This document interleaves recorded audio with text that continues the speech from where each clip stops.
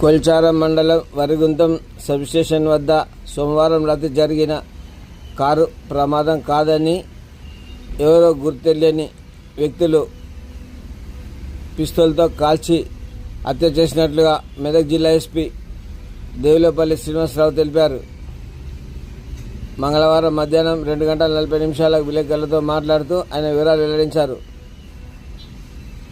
Congress party ఎస్సీ/ఎస్టీ cell జిల్లా కార్యదర్శి పైతర్ గ్రామానికి చెందిన అనిల్ నిన్న రాత్రి గాంధీ భవన్ నుంచి పైతర్ గ్రామం వెళ్తుండగా మార్గ మధ్యంలో అతన్ని అడ్డగించిన వ్యక్తులు కాల్పులు జరిపినట్లు తెలిపారు. 4 బుల్లెట్లు లభ్యం కావడంతో హత్య కేసుగా నమోదు చేసుకుని దర్యాప్తు చేస్తున్నట్లు జిల్లా ఎస్పీ శ్రీనివాసరావు వెల్లడించారు. కొల్చారం మండలం పైతల గ్రామంలో నిన్న ఒక అనిల్ అనే వ్యక్తి యొక్క జరిగింది. కాల్పులు జరిపి అతను హత్య జరిగింది. ముందుగా మనకు దావసిన సమాచారం ప్రకారం ఒక యాక్సిడెంట్ జరిగిందని చెప్పి మనకు సమాచారం వచ్చింది. సో ఇమీడియట్గా మన టీం వెళ్ళి వాళ్ళకి షిఫ్ట్ చేసాము. అతను షిఫ్ట్ చేసినప్పుడు తర్వాత హాస్పిటల్కి మనం పరిశీలించినప్పుడు ఆయన పైన గాయాలు, బుల్లెట్ గాయాలు అనిపించాయి. సో ఇమీడియట్గా మన టీం మరొకసారి సంఘటన జరిగిన ప్లేస్కి పంపడం జరిగింది.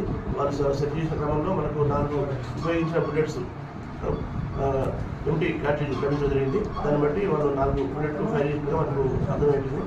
దాన్ని బట్టి ఇమీడియట్గా మనం మర్డర్ కేసు, దాంతోపాటు హామ్సైడ్ కేసు నమోదు చేసాము. ఇప్పుడు దానికోసం దర్యాప్తు వస్తుంది. జిల్లా వ్యాప్తంగా 4 టీంలు ఏర్పాటు చేసాము. సిఐ సాధ్యంలో ప్రతి టీంలో ఒక సిఐ సాధ్యం ఇస్తాడు. సో 4 టీంలు వేసాము. చేసి దాని ప్రకారం అన్ని రకాలుగా టెక్నికల్ ఆధారాలు, ఫిజికల్ ఆధారాలు, అన్ని రకాలుగా ఆధారాలు సేకరిస్తున్న క్రమంలో ఉన్నాము. సో మొత్తం దర్యాప్తు వచ్చిన తర్వాత మీకు పూర్తి వివరాలు వెల్లడించడం జరుగుతుంది. పైతల గ్రామం చెందిన అనిల్ అనే వ్యక్తి నిన్న కాల్పుల ద్వారా హత్యకు గురడం జరిగింది. నిన్న సాయంత్రం దాదాపు 8:10 జరిగింది. జరిగినప్పుడు ప్రిన్సిపల్గా గ్రామస్తులంతా అది యాక్సిడెంట్ ద్వారా జరిగిందని అంటున్నారు. యాక్సిడెంట్ అని చెప్పి మనకు కంప్లైంట్ చేయడం జరిగింది. ఇమీడియట్గా బాడీ షిఫ్ట్ చేశాము గవర్నమెంట్ హాస్పిటల్కి. చేసిన క్రమంలో మన సిఐ ఎక్స్ఐ వాళ్ళు గమనించినప్పుడు అవి బుల్లెట్ గాయాలాగా అనిపించినాయి. ఇమీడియట్గా మళ్ళీ ఒకసారి వచ్చి క్రైమ్ వచ్చి సెట్ చేశాము. సెట్ చేసిన క్రమంలో మనకు 4 ఎంటీ కార్టేజ్ లభించింది. సో దీన్ని బట్టి ఇది ఫైరింగ్ ద్వారానే మా చేసినట్టు మనం నిర్ధారించాము. దాని తర్వాత దాన్ని ఇమీడియట్గా మర్డర్ కేసు, దాంతోపాటు హామ్సైడ్ యాక్ట్ పెట్టి మనం కేసు కట్టాము.